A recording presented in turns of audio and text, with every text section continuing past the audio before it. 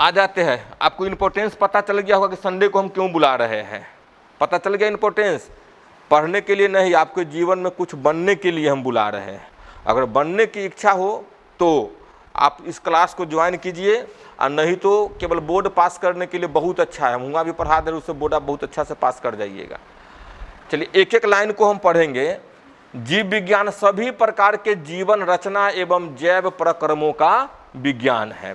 तो जितना भी धरती पर जीवन की रचना है सब एवं जैव प्रक्रम, जैव का मतलब जीव और प्रक्रम के मतलब उसके द्वारा किया जाने वाला कार्य। जीव के द्वारा कौन कार्य किया जाएगा, हम बाहर से आपको पढ़ा रहे हैं तो हमारा बाहरी कार्य हुआ। अंदर से भी हमारा शरीर काम कर रहा है, जैसे हमारा सांस ले रहे हैं, हमारे शरीर में एनर्जी बन रही है, भोजन पच रहा है, तो अंदर से भी काम हो रहा है और शरीर से बाहर से भी काम हो रहा है। इसी को बोलते हैं जैव प्रक्रम, एक का विज्ञान है। जीव जगत कौतूहल जैव विविधताओं से परिपूर्ण है, यानी पूरी जीव जगत जो है बहुत सारी विविधता है। विविधता समझ रहे हो ना, जीवों में बहुत सारा अंतर है। क्या सब जीव एक जैसा देखने में लगते हैं, नहीं लग रहे हैं। आदि मानव आसानी पूर्वक निर्जीव पदार्थ एवं सजीवों के बीच अंतर कर सकता था।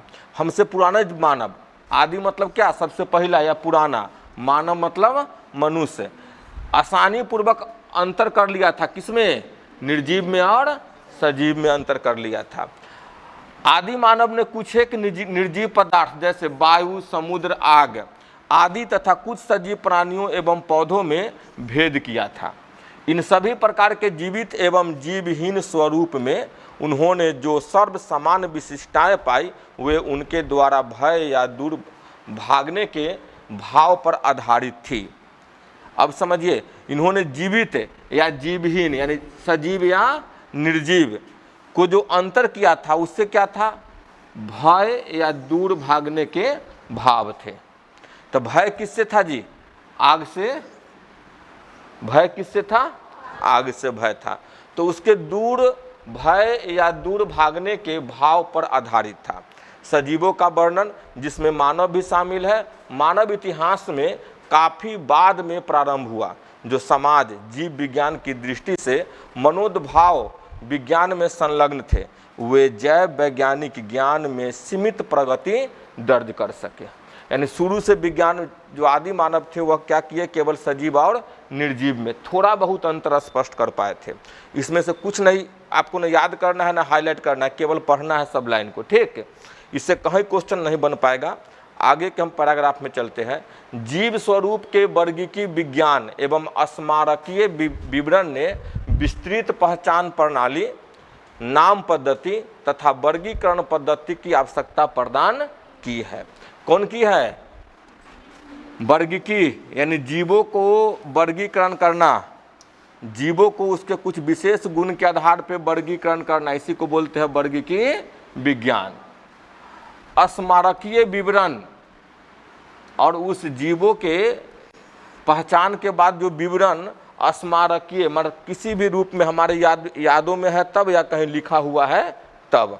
तो स्मारकीय विवरण ने, अच्छा स्मारकीय विवरण है क्या, कभी किन्हीं लोग महापुरुषों का स्मारक देखे हो, पटना गांधी मैदान में जाइएगा तो 7 विद्यार्थी का स्मारक बना हुआ है, देखियो ना, जो अंग्रेज के गोली से मर रहा है फिर भी झंडा फहरा रहा है, सब पे उनका नाम है। तो स्मारक पे क्या होता है, उनका चित्र होता है, उनका नाम होता है ताकि उनको हम भूले नहीं, यही ना होता है। तो उसी को बोल दिए स्मारकीय विवरण ने विस्तृत पहचान प्रणाली, मैंने एक बहुत बड़ा पहचानने का तरीका, नाम पद्धति तथा वर्गीकरण पद्धति की आवश्यकता प्रदान की है। इस प्रकार के अध्ययनों का सबसे बड़ा प्रचक्रण सजीवों द्वारा ऊर्ध्वाधर एवं क्षैतिज दोनों ही समानताओं को भागीदारी मान्यता देना था। वर्तमान के सभी जीवों के परस्पर संबद्ध और साथ ही पृथ्वी पर आदि काल वाले सभी जीव के साथ उनके संवादों का रहस्योद्घाटन मानवीय अहंकार और जैव विविधता के संरक्षण के लिए एक सांस्कृतिक आंदोलन के कारण थे। इस इकाई के अनुगामी अध्यायों में आप वर्गीकरण परिप्रेक्ष्य, वैज्ञानिक प्राणियों एवं पादपों के वर्गीकरण सहित वर्णन के बारे में पढ़ेंगे। ये क्या था पूरा, केवल आगे हमको क्या क्या पढ़ना है उसी के बारे में न बता रहा है। अब इसमें समझिए कि सब चीज़ को हमको याद नहीं रखना है। एक तो इनका नाम, फोटो देखकर नाम याद रह जाएगा ना। इनका जन्म कब हुआ था, कहाँ हुआ था? केप टाउन कहाँ है? जर्मनी में है। अच्छा, ये हार्वर्ड विश्वविद्यालय, कौन सा विश्वविद्यालय? वहाँ के थे जैब। इनको एक और चीज़ से उपाधि मिला है, इसको हाईलाइट कीजिए, 20वीं सदी का डार्विन। ये क्वेश्चन कई बार पूछा है कि 20वीं सदी का डार्विन किसे कहा जाता है? अर्नेस्ट मेयर को कहा जाएगा। अब इनके बारे में कि आप अब तक 100 महान वैज्ञानिकों में से एक थे। मेयर ने सन 1953 में हार्वर्ड विश्वविद्यालय की कला एवं विज्ञान संकाय में नौकरी प्राप्त की और 1975 में Alexander Agassiz professor of zoology emeritus की पदवी के साथ अवकाश प्राप्त किया। 1975 में रिटायर कर गए। इनको अवार्ड मिला, कौन सा अवार्ड मिला? Alexander Agassiz professor of zoology emeritus. अपने 80 सालों के कार्य जीवन में आपका यानी इनका पक्षी विज्ञान, वर्गीकरण विज्ञान, प्राणी भूगोल, विकास, वर्गीकी तथा जीव विज्ञान के इतिहास एवं दर्शन आदि पर अनुसंधान केंद्रित रहा। आपने लगभग अकेले ही विकासीय जीव विज्ञान के केंद्रीय प्रश्न जाति विविधता की उत्पत्ति को खड़ा किया, जो कि आज सच है। इसके साथ ही आपने हाल ही में स्वीकृत जीव वैज्ञानिक जाति वर्गीकी की परिभाषा की अगुवाई की। इन्होंने किसका परिभाषा दिया था? जाति की परिभाषा दी थी। किसकी? जाति को अंग्रेजी में क्या कहते हैं? स्पीसीज। पूछेगा स्पीसीज की सबसे अच्छी परिभाषा किसने दी थी? मेयर ने दी थी। कितना हाईलाइट कितना किए हैं? 20वीं सदी का डार्विन। कौन सा अवार्ड मिला उनको? ठीक। इन्होंने किसकी सबसे अच्छा परिभाषा दी थी? जाति की। मेयर को 3 पुरस्कार दिए गए जिन्हें व्यापक तौर पर जीव विज्ञान के 3 ताजों की संख्या दी जाती है। 1983 में बालजन प्राइज, 1998 में इंटरनेशनल प्राइज और 99 में क्राइफ्रूड प्राइज। मेयर ने 100 वर्ष की आयु में 2004 को स्वर्गवासी हो गए। जब तुम लोग इस धरती पर आए होइएगा, नहीं आए थे तो तोरावे से पहले बेचारा थोड़ा सा रास्ता खाली करके चले गए ताकि तुम में से कोई मेयर बन जाए। ठीक, तोरा में से किसी को मेयर बनाने के लिए बेचारा जगह खाली करके चले गए। आज देखते हैं कौन कौन मेयर बनता है। तो हाईलाइट कीजिएगा इसको 2 चीज़ों को और जाति वर्गीकी की परिभाषा, ये 3 चीज़ के। बस कितना चीज़ को। अब जब भी किताब पलटिएगा जो हाईलाइट रहेगा उसी को ना पढ़िएगा, ज़्यादा फोकस कीजिएगा किस पे? हाईलाइट पे। चले आगे। अब हम सब लोग हाईलाइट कर लिए, काफ़ी है, आधा घंटा काफ़ी है। पूरा चैप्टर जब पढ़ ले हो तो पढ़ाने के लिए, क्योंकि सब चीज़ लगभग आप पढ़े हुए हैं। अब देखो, अब हम आ रहे हैं चैप्टर में। अब हमारा अध्याय स्टार्ट हुआ। इससे पहले यूनिट का परिचय था, इकाई का परिचय था, समझो कि दादा का परिचय था। तो एगो के दादा है, उसका 4 गो बेटा है ना। तो पप्पा कै गो हुआ? 4 गो हुआ ना। एगो अपना पप्पा, 2 गो, 3 गो चच्चा हुए ना, सबको पप्पे ना कहते हैं। तो वैसे यूनिट 1 द लिविंग वर्ल्ड, जीव जगत, दादा हुआ, एक 4 गो बेटा है ना। 4 गो बेटा का पहला बेटा के बारे में पढ़ रहे हैं। किसका सबसे बड़का बेटा कौन है? जीव जगत। इसके बारे में पढ़िए। इसमें 2 टॉपिक पढ़ना है, जीव जगत में विविधता और वर्गीकी संवर्ग। बस इतना ही पढ़ना है। तो जीव जगत कैसा निराला है, विस्तृत जीवों के विस्तृत प्रकारों की श्रृंखला विस्मयी है। असाधारण वास स्थान, चाहे वह ठंडे पर्वत, पर्णपाती वन, महासागर, अलवणीय मीठा जलीय झीलें, मरुस्थल अथवा गर्म झरनों जिनमें जीव जीवित रहते हैं। अब देखिए जीव कितना अनूठा है, कहाँ कहाँ रहता है। ठंडे पर्वत पे भी रह लेंगे, पर्णपाती वन, महासागर में, अलवणीय यानी मीठा जलीय झीलों में। तो महासागर मतलब क्या? समुद्र में। समुद्र का जल कैसा होगा? लवणीय हो जाएगा। मरुस्थल में भी रह रहेगा, गर्म झरना में भी जीव रहते हैं। हमें आश्चर्यचकित कर देते हैं सरपट दौड़ते घोड़े, प्रवासी पक्षियों, घाटियों में खिलते फूल अथवा आक्रमणकारी शार्क की सुंदरता विस्मय तथा चमत्कार का आह्वान करती है। अंतर देखिए, क्या क्या अंतर देख रहे हैं जीवों में। सबसे पहले घोड़े को हम दौड़ते हुए देखते हैं। प्रवासी पक्षी समझते हो, अपने यहाँ की पक्षी नहीं, ठंड के मौसम में दिखेगा कुछ पक्षी जो है पश्चिम की ओर से झुंड के झुंड आएगी अपना झील में, बरेला झील में, और जैसी ठंड खत्म होगा तो फिर यहाँ से अपने क्षेत्र में लौट जाएगी। तो वह प्रवासी पक्षी हुआ, तो उसको देखेंगे एक साथ दौड़ लगा रही है। घाटियों में खिलते हुए फूल या आक्रमणकारी शार्क को कभी देखे हो? शार्क को कभी नहीं देखे हो? वो दांत निकाले हुए मछली डिस्कवरी चैनल पे कभी कभी दिखाई देगी आपको। ये सब क्या है? एक जीव का बहुत बड़ा विस्मय यानी आश्चर्य करने वाला और चमत्कार आह्वान करता है। तो पारिस्थितिक विरोध तथा समिष्ट के सदस्यों एवं समिष्ट और समुदाय के सहयोग अथवा यहाँ तक कि कोशिका में आणविक गतिविधि से पता चलता है कि वास्तव में जीवन क्या है। अब जीवने के खोज कर रहे हैं ना कि वास्तविक में जीवन क्या है।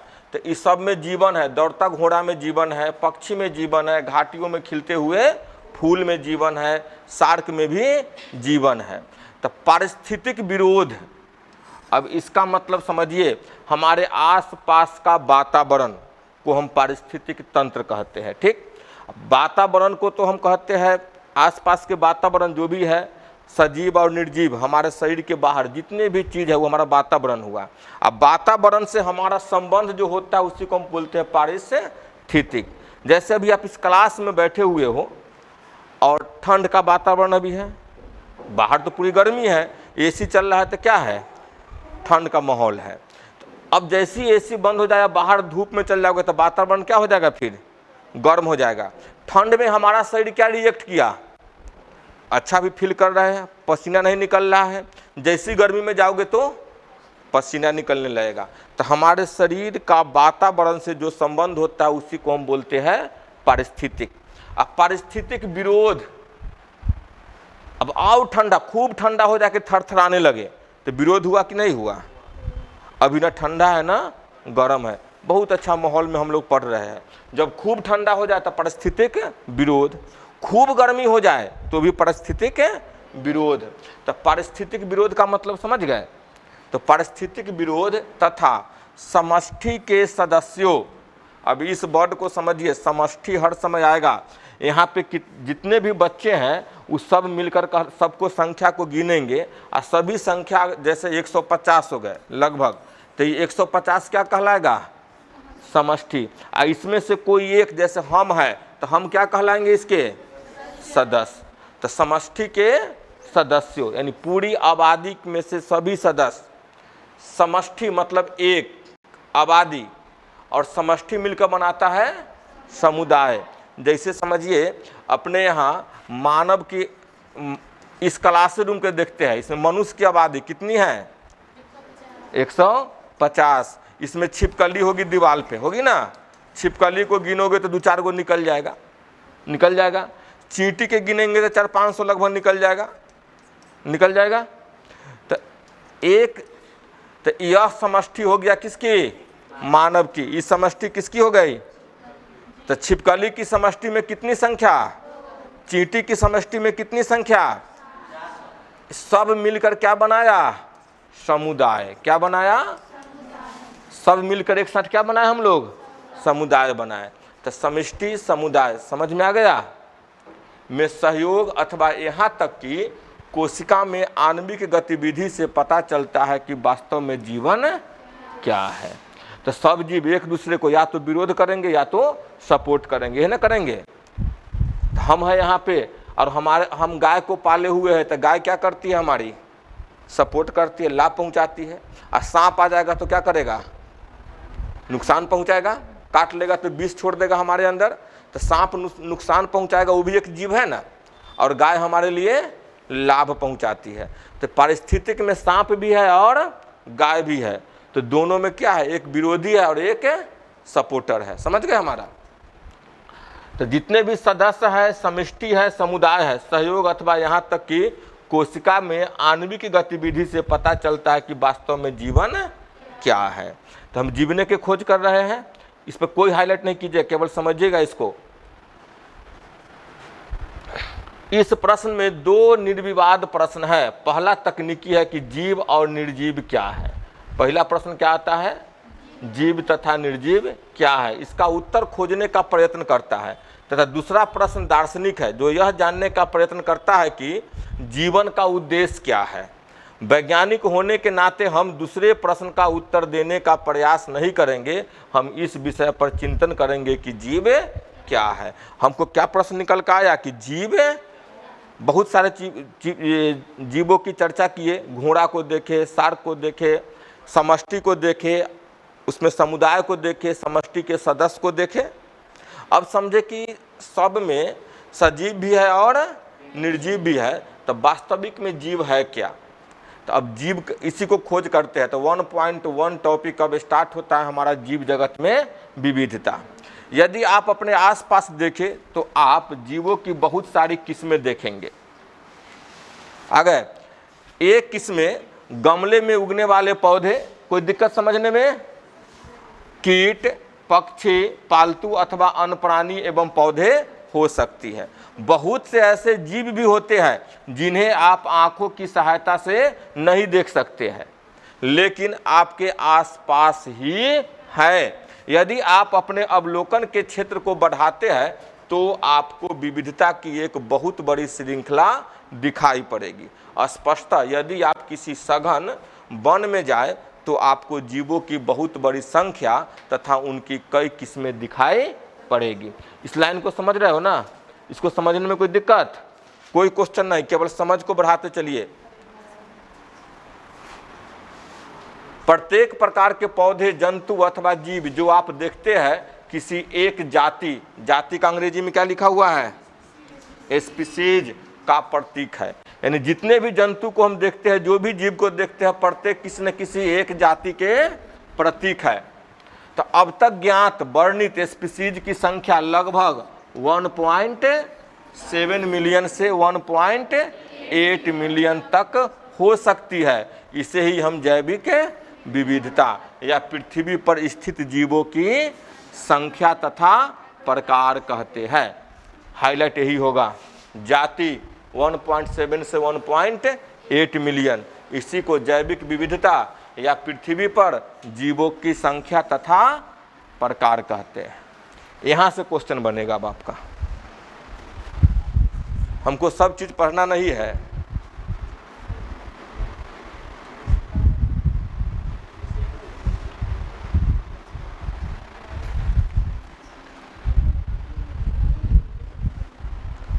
बुक आप लोगों के पास नहीं है? जिनके भी पास बुक नहीं है, बुक बुआरे आई खरीद लो। जितना हम हाईलाइट करवाते हैं ध्यान में रखना, और घर पर जाते हाईलाइट कर लेना। यहाँ खरीदो चाहे यहीं से चल जाओ, महुआ से खरीद कर ले आओ। बिना बुक का नहीं पढ़ सकते हो। हम पढ़ाएंगे, देखो हम अगर बोर्ड में, देखो हम जो क्लास में पढ़ाए हैं, कहीं न कहीं छोड़ छाड़ के पढ़ाया है कि नहीं पढ़ाया है? पूरी लाइन पकड़े थे? आज हम पूरी लाइन पकड़ेंगे, इसलिए कि आप भी जब पढ़ने बैठो तो पूरे लाइन पढ़ो एक बार, और एक बार सरसरी निगाह देखना। जो भी हाईलाइट करवाते हैं आपके कॉपी पर क्लास नोट लिखिएगा। जो हाईलाइट करवा रहे हो क्या काम करना है आपको, कॉपी पे नोट करना है, क्लास नोट तैयार करना है उसका। आगे बढ़े, कर लिए सब लोग हाईलाइट? हटाए इसको। अब देखिए, जैसा कि ऊपर बताया गया है कि विश्व में कई मिलियन पौधे तथा प्राणी हैं, हम पौधे तथा प्राणियों को उनके स्थानीय नाम से जानते हैं। ये स्थानीय नाम एक ही देश के विभिन्न स्थान के अनुसार बदलते रहते हैं। यदि हमने कोई ऐसी विधि नहीं निकाली जिसके द्वारा हम किसी जीव के विषय में चर्चा कर सके, जो शायद इससे भ्रमकारी स्थिति पैदा हो सकती है। देखिए अब यहाँ क्या कहता है कि हम ऊपर में पढ़े थे कि कई मिलियन पौधे और प्राणी हैं जिसको भिन्न भिन्न नाम से जानते हैं, जिसका कोई ना कोई नाम होगा। तो एक देश में किसी और नाम से होगा, उसी को दूसरे देश में किसी और नाम से। जैसे आम को लेते हैं तो हम अपने यहाँ आम बोलते हैं, चल जाओगे साउथ में तो आम को किसी और नाम से बोलता है। इंग्लैंड में चले जाओगे तो उसको मैंगो बोलेगा, ग्रीक में चल जाओगे तो उसको मैंगी फेरा बोलेगा। है कौन चीज़ है, तो बोध तो एक ही जीव का हो रहा है। तो अगर सब जगह हम विज्ञान पढ़ रहे हैं तो पूरी दुनिया में जीवों का एक नाम होना चाहिए, नहीं तो वो बोलेगा मैंगी फेरा, हम समझेंगे क्या बोल रहा है, न समझेंगे। तो भ्रमकारी स्थिति पैदा करता है ना, भ्रमकारी यानी भ्रम में डालने वाला, समझ नहीं देने वाला, यही ना। तो क्या पैदा करता है, भ्रमकारी स्थिति पैदा हो सकती है। तो प्रत्येक जीव का एक मानक नाम होता है जिससे वह उसी नाम से सारे विश्व में जाना जाता है। इस प्रक्रिया को नाम पद्धति कहते हैं। स्पष्टतः नाम पद्धति तभी संभव है जब जीवों का वर्णन सही हो और हम यह जानते हैं कि यह नाम किसी जीव का, इसे पहचानना कहते हैं। तो जब किसी जीव का नाम होगा तो नाम से उसको पहचानते हैं। आप जब प्रथम बार आए थे तो आपको हम कैसे पहचाने, नाम पूछे। अब जब भी बुलाना होता है तो नाम से बुलाते हैं। तो आपका पहचान किससे मिलता है, नाम से। तो किसी भी जीव का वैज्ञानिक नाम हो, वह नाम पूरी दुनिया, पूरा विश्व में एक के नाम से जाना जाए तो उस तकनीक को बोलेंगे हम नाम पद्धति। और नाम से उस जीव का जो पद्धति कर दिए, नाम दे दिए, उसी को हम क्या कहेंगे, उसी को पहचानना भी कहेंगे। तो नाम पद्धति या पहचानना दोनों में कोई अंतर है, इसको भी हाईलाइट नहीं करना है। अब आगे चलिए। अध्ययन को सरल करने के लिए अनेक वैज्ञानिकों ने प्रत्येक ज्ञात जीव को वैज्ञानिक नाम देने की प्रक्रिया बनाई है। यानी वैज्ञानिक नाम देने का प्रक्रिया अनेकों वैज्ञानिक ने बनाया है। इस प्रक्रिया को विश्व में सभी जीव वैज्ञानिकों ने स्वीकार किया है। पौधे के लिए वैज्ञानिक नाम का आधार सर्वमान्य नियम तथा कसौटी है, जिनको international board of botanical nomenclature, देखिए international code of botanical nomenclature ICBN में दिया गया है।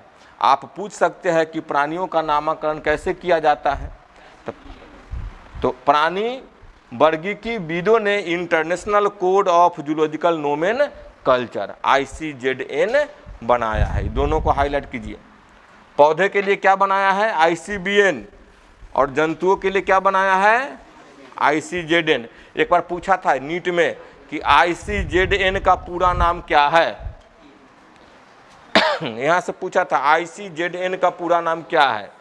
तो ICZN का पूरा नाम ICBN का भी पूरा नाम से क्वेश्चन पूछ सकता है, समझ गए।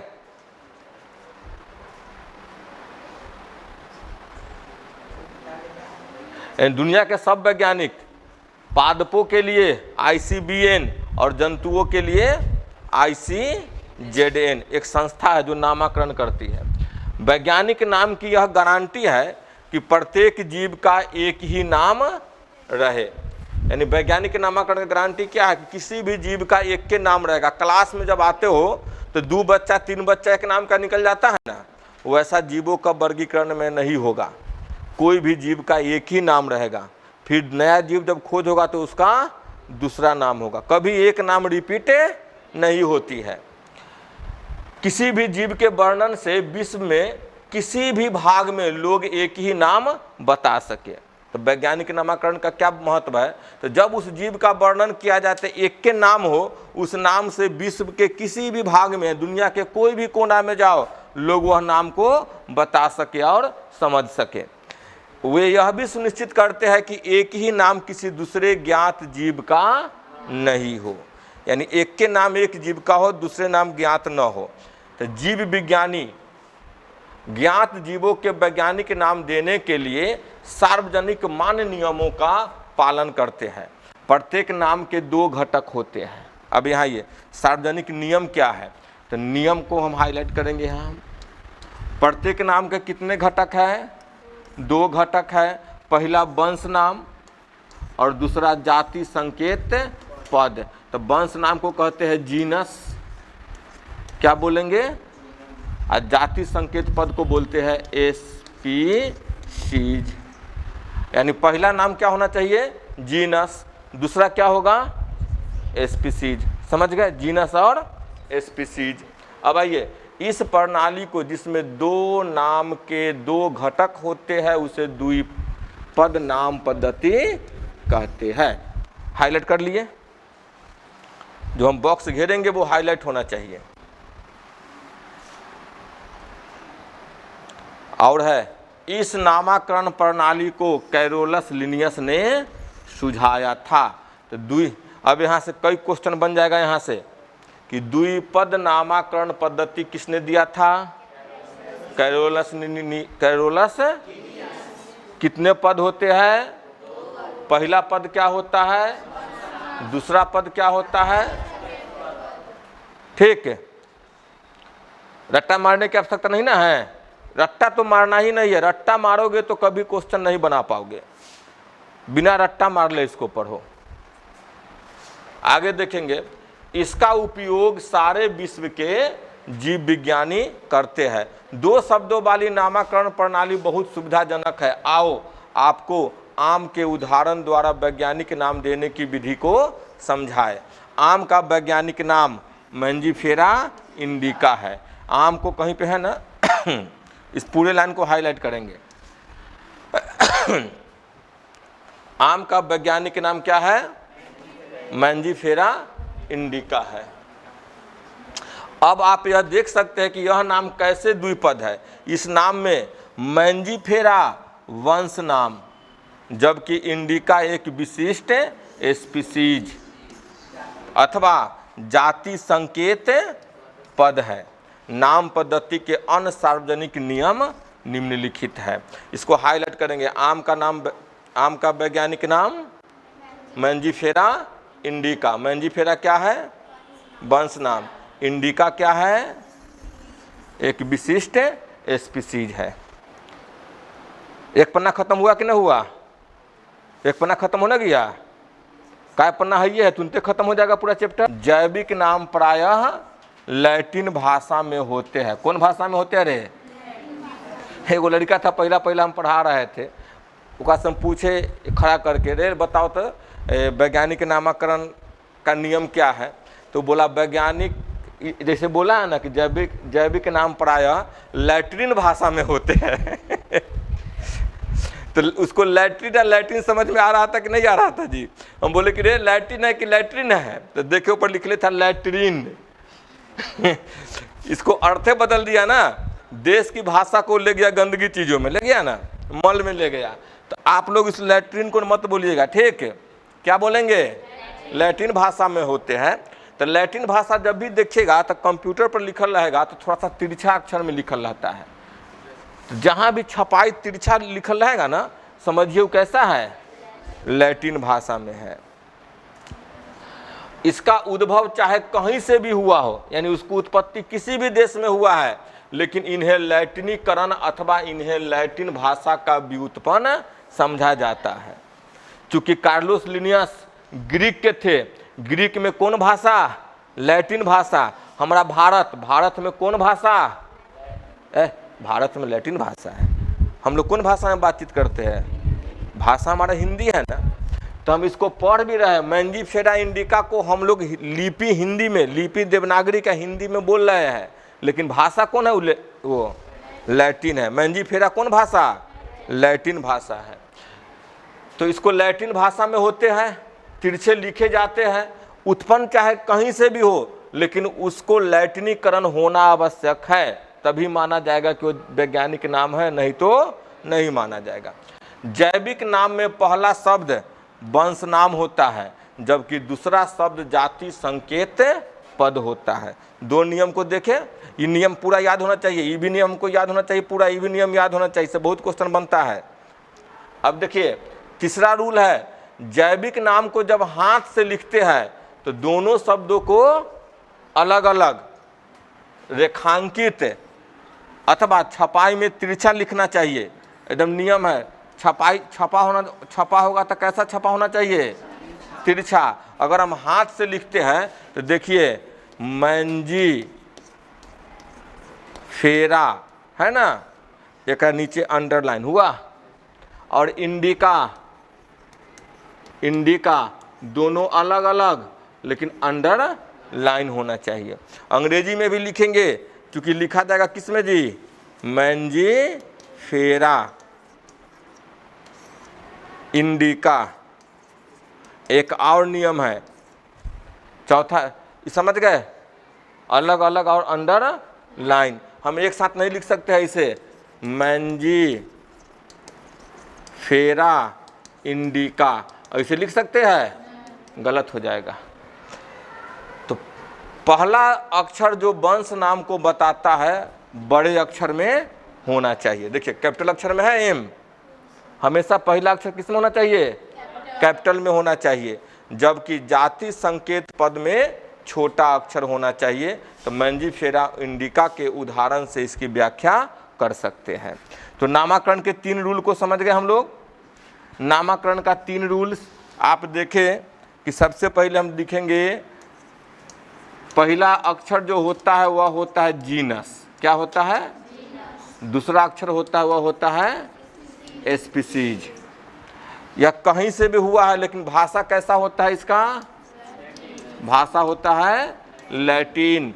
चाहे भारत में क्यों ना खोज हुआ हो, लेकिन समझा जाएगा भाषा नाम किस में दिया जाएगा, लैटिन में। अब देखिए यहाँ पे हाथ से लिख रहा है तो मैंजीफेरा का अलग और इंडिका का अलग अंडरलाइन होनी चाहिए। समझ गए वैज्ञानिक नाम को।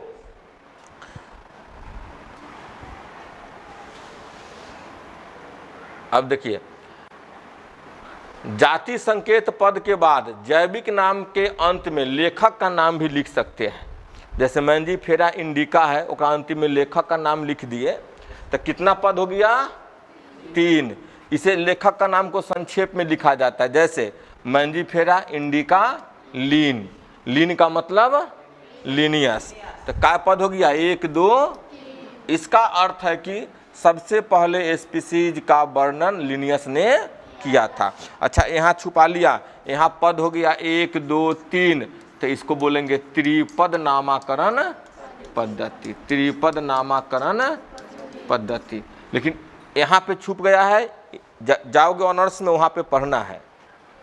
समझ गए। यद्यपि सभी जीवों का अध्ययन करना लगभग असंभव है। हम सभी जीवों को, कितने जीव की संख्या हुई, 1.7 से 1. सभी जीवों का अध्ययन करना संभव है, नहीं संभव है। इसलिए ऐसी युक्ति बनाने की आवश्यकता है जो इसे संभव कर सके। इस प्रक्रिया को वर्गीकरण कहते हैं। तो वर्गीकरण तो ऑटोमेटिक हाईलाइट है। तो वर्गीकरण वह प्रक्रिया है जिसमें कुछ सरलता से दृश्य गुणों के आधार पर सुविधाजनक वर्ग में वर्गीकृत किया जा सके। यहाँ समझिए कि वर्गीकरण कैसा प्रक्रिया है, तो वह प्रक्रिया है जिसमें सरलता यानी आसानी से दृश्य गुणों यानी बाहर से दिखाई देने वाले गुण के आधार पर उसका क्या किया जाए, वर्गीकृत किया जाए। तो उदाहरण के लिए हम पौधे अथवा प्राणियों और कुत्ता बिल्ली अथवा कीट को सरलता से पहचान लेते हैं। जैसे ही हम इन शब्दों का उपयोग करते हैं उसी समय हमारे मस्तिष्क में इन जीवों के ऐसे कुछ गुण आ जाते हैं जिससे उनका उस वर्ग से संबंध होता है। जैसे कुत्ता बोलते हैं तो सब कुत्ता आ जाता है। एक बिगड़ल कुत्ता होता है, बौआत रहता है ना, एक घर में बड़ा प्रेम से लोग पालता है कुत्ता, तो जैसे कुत्ता बोलेंगे तो घर में पाले वाला हो तब, चाहे आवारा कुत्ता होता, दोनों का बोध हो जाता है। बिल्ली बोलेंगे तो जंगली बिल्ली हो तब, चाहे बौआने वाले बिल्ली हो तब, कोई लोग पालता भी है बिल्ली को, बिल्ली का संबंध हो जाता है। कोई भी कीट का नाम लेते हैं तो कीट हमारे मस्तिष्क में उभर जाता है फोटो उसका। जैसे कुत्ता बोले आपके दिमाग में कुत्ता का फोटो आ गया, बिल्ली बोले बिल्ली का फोटो आ गया, तो क्या है, एक चित्र हमारे मस्तिष्क में उभर जाती है, यानी पूर्व का याद है हमारा। तो आसानी से जैसे बोलते हैं उसका पहचान लेते हैं ना। कुत्ता बोले आप पहचान लिए, दिमाग में पहले से चित्र उभरा हुआ है, सामने से देखे तो पहचान गए। उसी प्रकार बिल्ली बोलेंगे तो भी आप क्या करोगे, पहचान जाओगे। तो जैसे ही हम इन शब्दों का उपयोग करते हैं उसी समय हमारे मस्तिष्क में इन जीवों के कुछ गुण आ जाते हैं। हमारे मस्तिष्क में क्या आ जाते हैं, कुछ गुण आ जाते हैं। जैसे कुत्ता शब्द लिए तो भाग रे काट लेते हो ना, बिल्ली शब्द नाम लिए देखो रे घर में दूध पी जाएगी, है ना कहेंगे।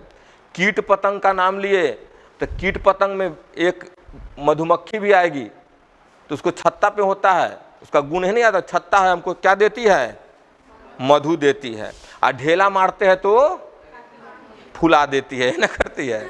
ढेला मारोगे तो फुला दोगी। तो जिससे उस वर्ग से संबंध होता है। तो जैसे किसी का भी नाम लेते हैं मस्तिष्क में क्या जाता है, उसके गुण याद आ जाते हैं। जब आप कुत्ते के विषय में सोचते हो तो आपके मस्तिष्क में क्या प्रतिबिंब बनता है, सोचो। वही बोले कुत्ता के बारे में सोचोगे तो क्या, अरे काट लेगा, यही ना। स्पष्टता आप कुत्ते को ही देखेंगे, न कि बिल्ली को। हम कुत्ता बोले तो आपके दिमाग में किसका फोटो आया, बिल्ली का आया? नहीं आया। अब यदि अब एल्सेशियन के विषय में सोचो, अब तो हम बोले कि एल्सेशियन, क्या बोले? अब क्या है बोलो, कथी है एल्सेशियन? दिमाग में कुछ याद आया? केवल एल्सेशियन सुंदर, कथी है एल्सेशियन? कुत्ता बोले उभर गया दिमाग में, बिल्ली बोले उभर गया, लेकिन एल्सेशियन नहीं उभरा। अब उसको समझोगे कि विषय में सोचो तो हमें पता लगता है कि हम किसके विषय में चर्चा कर रहे हैं, कुछ पता हमरा नहीं है। इसी प्रकार मान लो हमें स्तनधारी कहना है, तो आप ऐसे जंतु के विषय में सोचेंगे जिसके बाह्य कान और शरीर पर अभी तक पढ़ लिए हो। हम लिए नाम क्या, एल्सेशियन, कुछ पता नहीं चला, इसी जगह नाम लिए स्तनधारी। चौथा चैप्टर पढ़ चुके हो तो दिमाग में उभर गया बात कि जो दूध देता हो, जिसको बाहर कान निकलल होगा, जिसके शरीर पर बाल होंगे, रुआ होंगे, यह दिमाग में उभर गया ना। तो स्तनधारी का तो बात मस्तिष्क में आ गया, लेकिन एल्सेशियन का बात नहीं आया। इसी प्रकार पौधों के यदि हम गेहूं के विषय में चर्चा करें तो हमारे मस्तिष्क में गेहूं का पौधा आ जाएगा। मन लग रहा है एनसीईआरटी पढ़ने में? इसको पढ़ने में ही मन लगाना काफ़ी जरूरी है।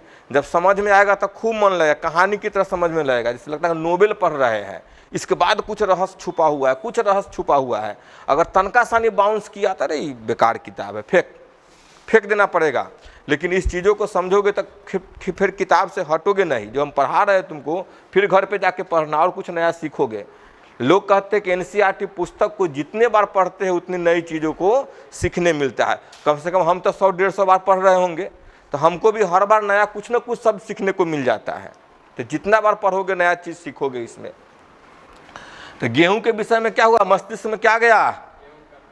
तो इसलिए यह सभी कुत्ता, बिल्ली, स्तनधारी, गेहूं, चावल, पौधे, जंतु आदि सुविधाजनक क्या है, वर्ग है। ये सब क्या है, सुविधाजनक है, यानी हमको पहचानने के लिए एक क्या है, सदस्यों की संख्या है, आबादी है। कुत्ता में पूरा कुत्ता, बिल्ली में पूरा बिल्ली, गेहूं में पूरा गेहूं, स्तनधारी में सभी स्तनधारी, जिसमें मनुष्य भी आ जाएंगे, गाय भी आ जाएंगे। चूहा आएगा कि नहीं आएगा? आ जाएगा। गिलहरी आएगी कि नहीं आएगी? और क्या सब आ जाएगी? डॉल्फिन, ब्लू व्हेल, आसमान में उड़ने वाला कौन है? चमगादड़, शुतुरमुर्ग नहीं, चमगादड़। अब देखिए, जिसका सुविधाजनक वर्ग है, जिसका उपयोग हम पढ़ने में करते हैं, इन वर्गों के वैज्ञानिक शब्दावली टैक्सा है। अब हम जो जैसे कुत्ता बोले तो कुत्ता एक जीवों का वर्ग है, बिल्ली एक जीवों का, स्तनधारी एक जीवों का, गेहूं एक जीवों का। तो इसको जो हम वर्ग कहते हैं, इसी को वैज्ञानिक शब्दावली, वैज्ञानिक भाषा में क्या बोलेंगे? तो हम कह सकते हैं बिल्ली एक, स्तनधारी एक, गेहूं एक। अब टेक्सा समझ में आ गया? यहाँ आपको स्वीकार करना चाहिए कि टेक्सा विभिन्न स्तर पर सही वर्गों को बता सकता है। पौधा भी एक टेक्सा है, गेहूं भी एक, यानी जो भिन्न भिन्न जो भी वर्ग को बतलाता है उस सबको हम क्या कहेंगे? टैक्सी के भाई टेक्सा, ये ना कहेंगे? टैक्सी के भाई टेक्सा, जो सभी वर्गों को बतलाता है। इसी प्रकार जंतु, स्तनधारी, कुत्ता, ये सब कौन चीज है? कुत्ता एक स्तनधारी है, स्तनधारी प्राणी है, इसलिए प्राणी, स्तनधारी तथा कुत्ता भिन्न भिन्न स्तरों का क्या है? यानी प्राणी, जंतु में लेंगे तो प्राणी में सब प्राणी का बोध हो गया, ये भी एक प्रकार का टेक्सा। स्तनधारी में सभी स्तनधारी का बोध, ये भी एक प्रकार का टेक्सा। कुत्ता में सभी कुत्तों का बोध, ये भी एक प्रकार का टेक्सा है। क्लियर? इसलिए गुणों के आधार पर सभी जीवों को विभिन्न टेक्सा में वर्गीकृत कर सकते हैं। गुण जैसे, तो गुण कौन कौन हो जाएगा? उसका प्रकार, रचना, कोशिका की रचना, विकासीय प्रक्रम तथा जीव की पारिस्थितिक सूचनाएं आवश्यक है। इसको हाईलाइट कीजिए। गुण क्या होंगे? टेक्सा को हम वर्गीकृत करते हैं किसके आधार पे? गुण के आधार पे। हाईलाइट कीजिए। गुणों के आधार पे क्या करते हैं? टेक्सा का वर्गीकरण। कौन कौन सा गुण? तो प्रकार उसका, रचना, कोशिका की रचना और विकासीय प्रक्रम। इतनी गुण हो गए। क्या गुण हो गए? 1 2 3 4 गुण हो गए। बोलो पहला गुण कौन सा है? दूसरा गुण, तीसरा गुण और चौथा गुण विकासीय प्रक्रम। इसके आधार पे हम किसकी रचना करते हैं? टेक्सा का वर्गीकृत करते हैं। जीव की पारिस्थितिक सूचनाएं आवश्यक है और ये आधुनिक वर्गीकरण अध्ययन के आधार है। कौन आधार है? टेक्सा। इसलिए विशेषीकरण, पहचान, वर्गीकरण तथा नाम पद्धति आदि में ऐसे प्रक्रम है जो वर्गीकी यानी वर्गीकरण विज्ञान के आधार है। आपसे पूछेगा वर्गीकरण विज्ञान का आधार क्या है? तो हाईलाइट कीजिए। वर्गीकरण विज्ञान का आधार या वर्गीकी के आधार, तो हम बोलेंगे विशेषीकरण, पहचान, वर्गीकरण तथा नाम पद्धति। तो वर्गीकी के आधार कौन कौन चीज हो गया? विशेषीकरण, पहचान, वर्गीकरण और नाम पद्धति। ये किसका आधार हो गया? वर्गीकरण का। आगे चले, हाईलाइट कर लिए। अब देखिए जहां हाईलाइट करवाते हो क्वेश्चन बनेगा, वो क्लास में नोट कीजिएगा, उसको बार बार पढ़िएगा। और जो हम पढ़ाते चल रहे हैं उसको एक बार किताब उठा कर अपने से बैठ कर पढ़िएगा। आज जाने के बाद कम से कम 5 बार पढ़िएगा, जितना पढ़ाएंगे उसी को। ना समझ में आएगा फिर पूछिएगा हमसे। देखिए यहाँ वर्गीकी कोई नई नहीं है, वर्गीकी कोई नई नहीं है। मानव सदैव विभिन्न प्रकार के जीवों के विषय में अधिकाधिक जानने का प्रयत्न करता रहा है, विशेष रूप से उनके विषय में जो उनके लिए अधिक उपयोगी थे। आदि मानव को अपनी मूलभूत आवश्यकताओं जैसे भोजन, कपड़े, आश्रय के लिए नए नए स्रोत खोजने पड़ते थे। इसलिए विभिन्न जीवों के वर्गीकरण का आधार उपयोग पर आधारित था। तो आदि मानव जीवों का वर्गीकरण किए थे किस पे? उपयोग पे। हाईलाइट कीजिए। अपने उपयोग के आधार पर जीवों का वर्गीकरण किए थे। कौन? केवल आदि मानव और उपयोग को हाईलाइट कीजिएगा। हो गया। काफी समय से मानव विभिन्न प्रकार के जीवों के विषय में जानने और उनकी विविधता सहित उनके संबंधों में रुचि लेता रहा है। अध्ययन की इस शाखा को वर्गीकरण पद्धति कहते हैं। अब समझिए एक और चीज आ जाएगा। वर्गीकरण पद्धति अंग्रेजी का शब्द है सिस्टमेटिक्स। सिस्टमेटिक्स किसको कहेंगे? तो विविधता के साथ उनके संबंध में रुचि लेता रहा हो। तो सिस्टमेटिक शब्द लैटिन शब्द किससे आया है? सिस्टेमा से आया है। ये भी हमको सिस्टमेटिक्स को समझेंगे किससे आया है? सिस्टेमा से आया है, जिसका अर्थ है जीवों की नियमित व्यवस्था, यानी जीव का नियमित व्यवस्था करना है। लिनियस ने अपने पब्लिकेशन का टाइटल सिस्टेमा नेचर चुना। यानी कार्लस लिनियस जो है एक पुस्तक लिखे थे, कार्लस लिनियस ने एक पुस्तक लिखे थे, उसका पुस्तक का नाम था कौन चीज? तो टाइटल समझते हो? टाइटल जरा कोई काम ना है, जरा अपना कोई पहचान ना है ना, वो अपना जाते के पहचान पर चलेगा ना। अपन पहचान बनाओ अपना।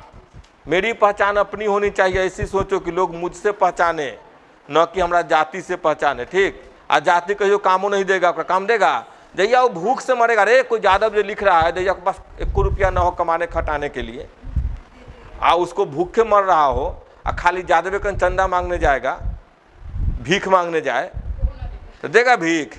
हमारा यहाँ तो कोई भीख मांगने आता है तो हम पहले गुस्सा हमारा 7वां आसमान पे चढ़ जाता है। तो ऐसा भीख मांगने के नाम पर अभी जो है बिजनेस कर रहा है। कमाएगा नहीं, कमाएगा तो 8 घंटा खटेगा तो 300 साढ़े 300 रुपया देगा। अगर 8 गो आदमी के ठग लिया तो 800 कमाई हो गया उसका, हो गया ना जी। अभी सब धंधा बना लिया है, उस सबको मत देना चाहिए। हाँ देना चाहिए उसको जो वाकई में असहाय है, तो ओइसन ओइसन के चक्कर में जो वाकई में जिसको सहारा चाहिए उसको भी नहीं मिल पाता है। अब किसी के सर पे थोड़ी लिखा है कौन सच्चा है कौन झूठा है। चलिए, तो सिस्टेमा को, सिस्टमेटिक्स को हाईलाइट किए हो ना, कहाँ से आया है? सिस्टेमा का क्या मतलब है? जीवों की नियमित व्यवस्था। कार्लोस लिनस ने कौन सा पुस्तक लिखा था? सिस्टेमा नेचर। अब देखिए, वर्गीकरण पद्धति में पहचान, नाम पद्धति, वर्गीकरण को शामिल करके इसके क्षेत्र को बढ़ा दिया गया है। और वर्गीकरण पद्धति में जीवों के विकासीय संबंध का भी ध्यान रखा गया है। तो सिस्टमेटिक्स में कौन कौन चीज आ जाएगा? जीवों का पहचान, नाम पद्धति, वर्गीकरण और वर्गीकरण के साथ विकासीय संबंध। जब इन 4 चीजों का अध्ययन करते हैं तो ही कहलाता है जीवों की नियमित व्यवस्था। और जीवों की नियमित व्यवस्था को ही लैटिन शब्द में कहते हैं सिस्टेमा, और इसी को हम शब्द दिए हैं सिस्टमेटिक्स, यानी वर्गीकरण पद्धति। हो गया, एक टॉपिक हमारा खत्म हुआ ना यहाँ तक। अब इस टॉपिक से चलिए, हो गया सब लोग को। अब चलिए इस टॉपिक से हम क्वेश्चन को करते हैं आपके बीच में। अंग्रेजी में तो अभी हम तो आपको अंग्रेजी हिंदी दोनों में क्वेश्चन करवाएंगे, ठीक। लेकिन अभी केवल हिंदी मीडियम पढ़े हो ना, तो हिंदी से ही क्वेश्चन करते चलो। निम्नलिखित में से कौन सजीव की अनूठी विशेषताएं हैं? यानी सजीव की विशेषताएं कौन है? विकास और प्रजनन, प्रजनन और पर्यावरण को समझने की क्षमता, चयापचय और बातचीत, उपरोक्त सभी। उपरोक्त सभी हो जाएगी आंसर, हो गया। यानी जीवों की विशेषता क्या है? विकास भी होगा उसका, प्रजनन भी होगा। प्रजनन तो है, पर्यावरण को समझने की क्षमता भी उसके पास में है, चयापचय भी है और बातचीत भी है। हो गया। ऐसा क्वेश्चन आएगा तो बनेगा कि ना बनेगा जी? एकदम बनेगा। अगला में चले। कोशिका विभाजन पौधे में डैश और जंतु में डैश होता है। वृद्धि में पढ़ना है कोशिका विभाजन के बारे में। तो कहता है पौधे में लगातार और जंतु में केवल एक निश्चित उम्र तक। दूसरा ऑप्शन है केवल एक निश्चित उम्र तक पौधा में और जंतु में लगातार। पौधे में लगातार और जंतु में कभी नहीं, एक बार फिर 2 बार, यानी पौधे में 1 बार और जंतु में 2 बार। इसमें से क्या आंसर होना चाहिए बताओ तो जरा। पौधे को देखे, पौधा लगातार वृद्धि करता है ना, बढ़ते बढ़ते बढ़ते चल जाता है। तो कल भी चर्चा किए थे कि जो वृद्धि, जितना कोशिका विभाजन होगा वही ना वृद्धि करता है। तो कोशिका विभाजन पौधा में लगातार और जंतु में केवल एक निश्चित उम्र तक। आंसर हो गया 1। है आसान क्वेश्चन कि ना?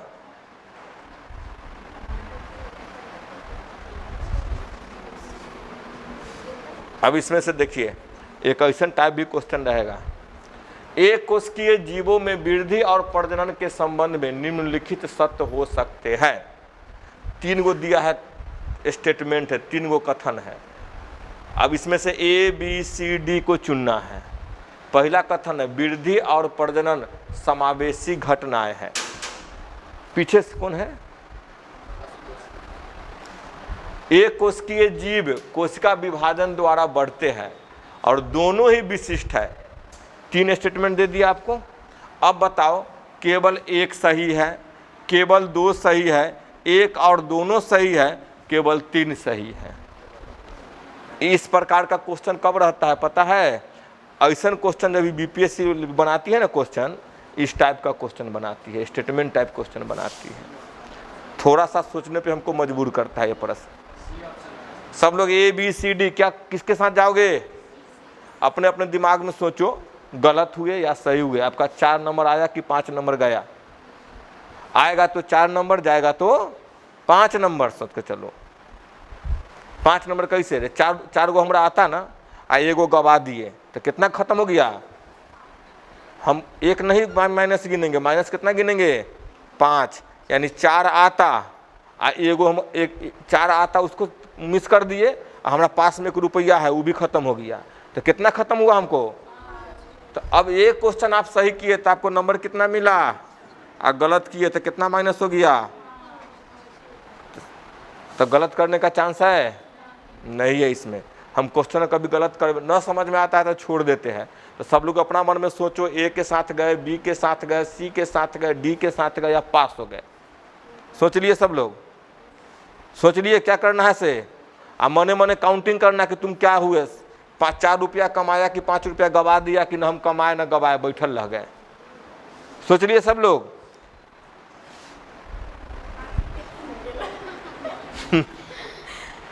यानी दोनों ही कोष का होगी। वृद्धिया जनन साथ साथ होगा कि नहीं होगा। एक कोष के जीव में कोष का विभाजन द्वारा होता है कि नहीं होता है। तो दोनों ही विशिष्ट है।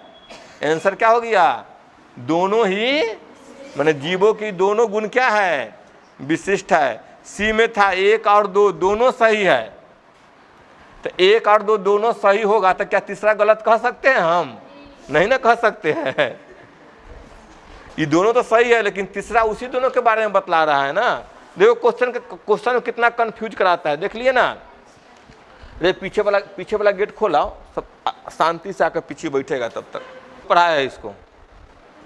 निम्नलिखित में से किस शब्द का प्रयोग पृथ्वी पर पौधे और जानवरों का मतलब जंतु, क्या जंतु की किस्मों की संख्या को दर्शाने के लिए किया जाता है। अभी पढ़ाया है। अंग्रेजी में देखिएगा, which of the following term is use of refer the number of varieties of plants and animals on earth. Taxonomy, identification, biodiversity, classification. बताइए संख्या को दर्शाने के लिए किस शब्द का यूज करेंगे, वर्गीकरण। सब लोग साथ में हो वर्गीकरण के साथ। 5 नंबर आ जाएगा, 5 नंबर आ जाएगा। शांति से बैठते चलो, 5 नंबर आ जाएगा कि जाएगा, आ जाएगा 5 नंबर। अभी एनसीईआरटी पढ़ाया है, चला गया सबका 5 नंबर, सबका 5 नंबर चला जाएगा। इसका आंसर होगा जैव विविधता। देखिए जीवों की संख्या को जैव विविधता कहते हैं, पढ़ाए अभी। बैठते चलो, सब खत्म हो रहा है सेशन, बिना आवाज के ले। अभी देखे गलती किए कि नहीं किए, अभी पढ़े, अभी गलत, लेकिन दोबारा ये क्वेश्चन आएगा तो कभी गलत होगा। तो हमको क्वेश्चन का प्रैक्टिस लगातार होना चाहिए, समझ गए। अब चलिए अंग्रेजी में आओ, ठीक। ये क्वेश्चन कहाँ हिंदी से बनेगा, अंग्रेजी में आओ। ICBN stands of international code of botanical nomenclature, international congress of botanical names, Indian code of botanical nomenclature, Indian congress of biological names. क्या होगा इसका आंसर, ABCD आया कि गया, कन्फर्म हो। जो एक के साथ है सही, अभी ना पढ़ाए थे। इंटरनेशनल कोड ऑफ बोटेनिकल नोमेन पूछ ले था क्वेश्चन, नीट में ही चर्चा भी करवाए थे। तो ICBN और यहीं पर रहेगा ICZN भी हो सकता है, बतला सकते हो ना। इस क्वेश्चन में गलत नहीं होनी चाहिए। देखिए अब इसको पढ़ो, द्विपद नामकरण का अर्थ है, अभी पढ़े हो, बनाओ इसको। 2 वैज्ञानिकों द्वारा दिया गया एक नाम। दूसरा ऑप्शन है बी में, एक वैज्ञानिक नाम जिसमें एक समान और दूसरा विशिष्ट विशेषण शामिल है। सी में 2 नाम, एक लैटिनीकृत और दूसरा किसी व्यक्ति का। और डी में एक ही पौधे के 2 नाम। सी नंबर, सब लोग सी के साथ हो। देखो हूबहू किताब से नहीं उठा कर दिया है, सोचो जरा किसके साथ जाओ, अंग्रेजी था पढ़ो। जब इसमें समझ में ना आए तो अंग्रेजी पढ़िए। Binomial nomenclature means one name given by 2 scientist. One scientific name consist of a generic and specific epithet. 2 names one italicised other of a person और two names of same plant. कुछ समझ में आया? क्या होगा? D number. एक पौधा के दो नाम वैज्ञानिक नाम होगा, द्विपद नाम। द्विपद नामकरण क्या है? तो सबसे पहले एक वैज्ञानिक नाम है जिसमें एक समान यानी एक जनरल, एक जेनेरिक हो गया, जेनेरिक यानी जीनस, और दूसरा विशिष्ट विशेषण। देखो यहाँ पे अंग्रेजी से स्पष्ट हो रहा है ना, scientific name consist of a generic, उसमें जेनेरिक और जीनस। स्पेसिफिक इपीथेट जिसको स्पीसीज भी कहते हैं। स्पष्ट है ना किताब में?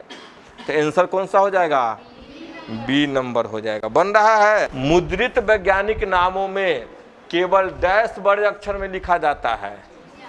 वर्ग, प्रजाति, जीनस, परिवार, सबका सही होगा ना जी? अभी पढ़े हो ना? आंसर क्या हो जाएगा? यहाँ देखिएगा, in printed specific scientific name only the dash is capitalised. क्या हो जाएगा? Genus is capitalised. नेक्स्ट चलेंगे। वर्गीकरण पद अनुक्रम की प्रत्येक श्रेणी डैश की एक इकाई के रूप में संदर्भित होती है। व्यवस्थित, पहचान, नामकरण, वर्गीकरण।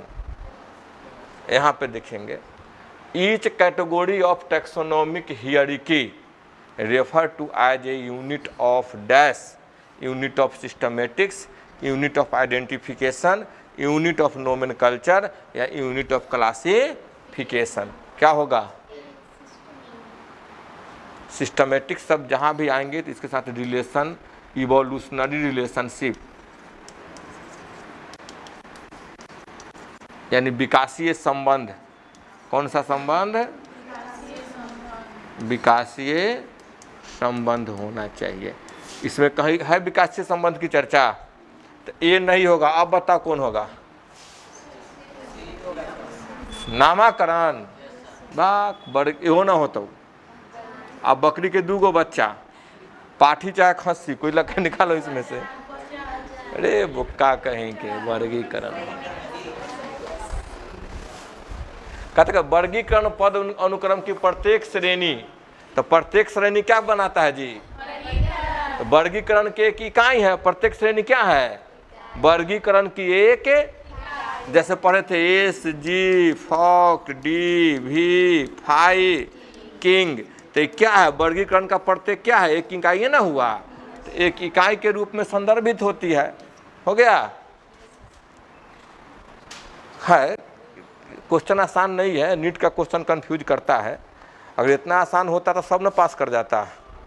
कि इतना स्पंज मिठाई होता तो सब न खा लेता। है तो स्पंज, जब खाना चाहोगे तब, लेकिन बाहर से बहुत कष्ट है।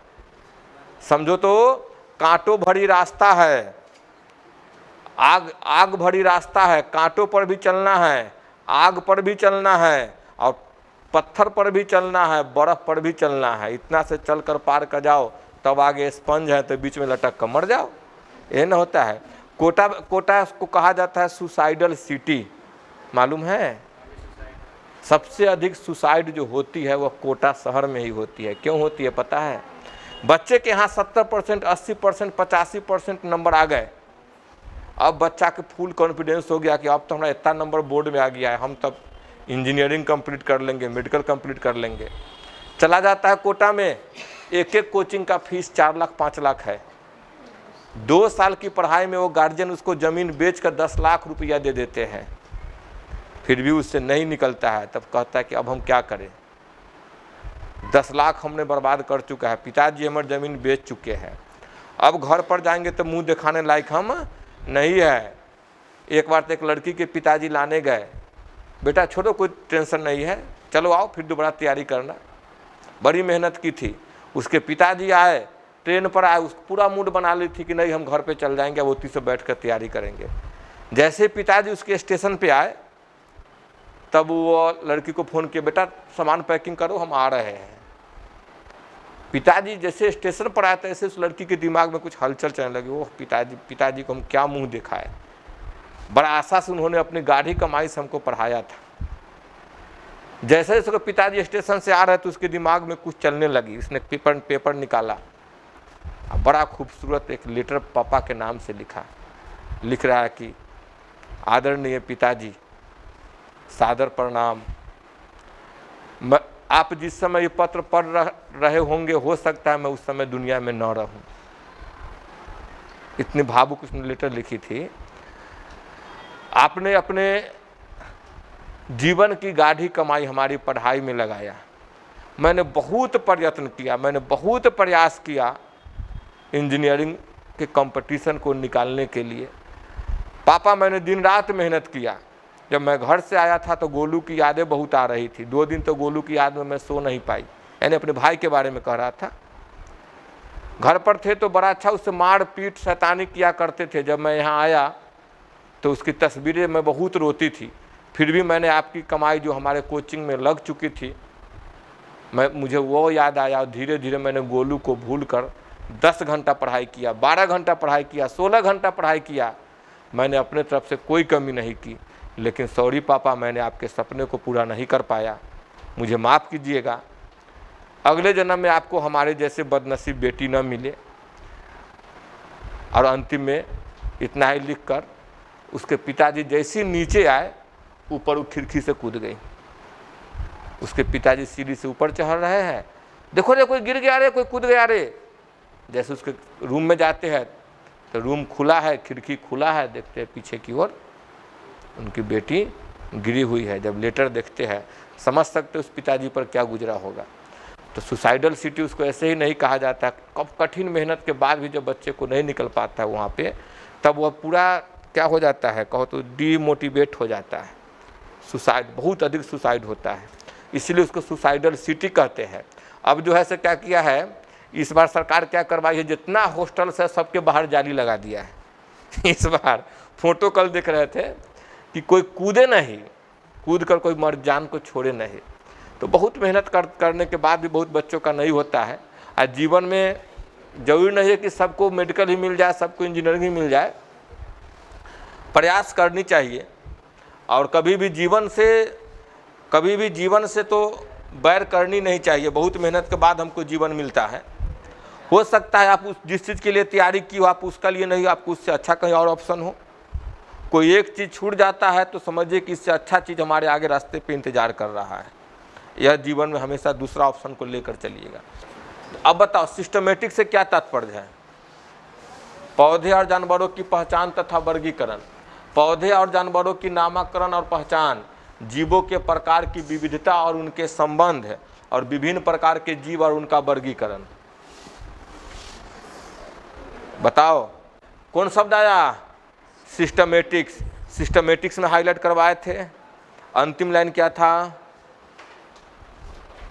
अभी हाईलाइट करवाया सिस्टमेटिक्स में ना, देखी कर बोलो ताकि याद आ जाए। क्या होगा आंसर?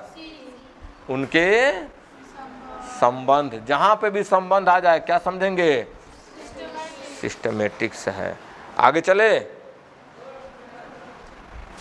टैक्सॉन है एक वर्गीकरण की इकाई, प्रजाति, वर्गीकरण की उच्चतम रैंक या निकट संबंधित जीवों का समूह। क्या हो जाएगा taxon? Taxon is a unit of classification, species, highest rank of classification, group of closely related organisms. बताओ अच्छा अभी हम लोग पढ़े थे उदाहरण, वहां से समझो, सीधा नहीं पूछता है। कुत्ता एक टैक्सॉन है, स्तनीय एक टैक्सॉन है, तो सब टैक्सॉन है ना है। तो टैक्सॉन में छोटे वर्ग भी आएंगे और बड़े वर्ग भी आएंगे। तो टैक्सॉन कहलाएगा वर्गीकरण की एक इकाई। कंफ्यूज अभी हो? ठीक है। टैक्सॉन क्या कहलाएगा? वर्गीकरण की एक इकाई कहलाएगी। देखिए जीवों के वर्गीकरण का व्यवहारिक उद्देश्य है, यानी जीवों का वर्गीकरण का व्यवहारिक उद्देश्य क्या है? जीवों के उत्पत्ति का व्याख्या करना, सजीवों के विकास का पता लगाना, सजीवों के नाम का पता लगाना, या अज्ञात जीवों की पहचान की सुविधा प्रदान करना। क्या होगा आंसर?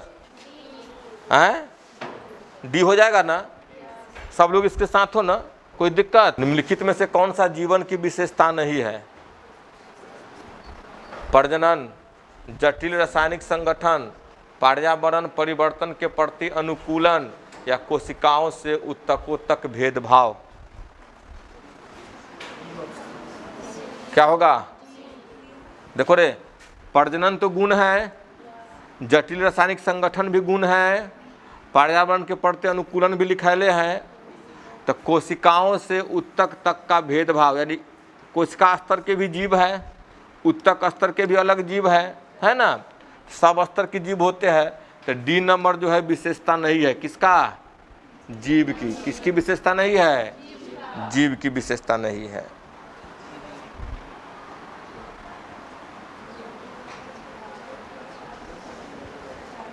पढ़िए, परिवारों की पहचान, अंग्रेजी में बोलेंगे फैमिली, पौधे की प्रजातियों की निम्नलिखित में से किस विशेषता पर की जाती है?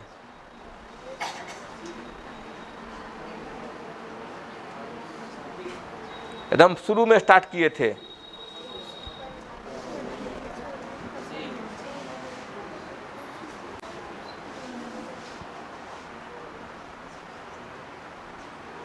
प्लांट स्पीसीज है ना? है प्लांट की विशेषताएं, तो वेजिटेटिव एंड रिप्रोडक्टिव पार्ट्स, यानी उसकी वनस्पति और प्रजनन भाग के आधार पे क्या किया जा रहा है? पहचान किया जाता है।